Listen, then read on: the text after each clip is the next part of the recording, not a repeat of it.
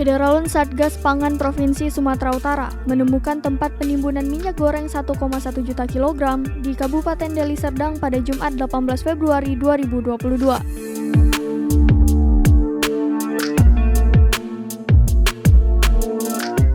Informasi yang dihimpun Satgas Pangan Sumut menemukan ribuan dus minyak tersebut diduga terjadi di PT SIP yang berada di Jalan Sudirman, Kecamatan Lubuk Pakam, Deli Serdang.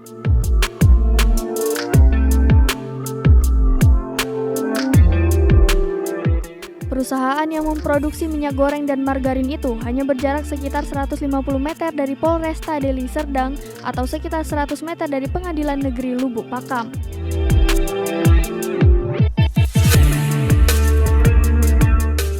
Satu hari setelah penemuan tim Satgas ini, pihak perusahaan belum bisa dimintai konfirmasi.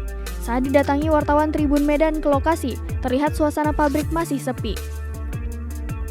Informasi lain yang didapatkan dari salah satu pekerja perusahaan yang meminta agar namanya tidak dituliskan, menyebutkan kalau tim datang ke lokasi pabrik sudah 2 kali.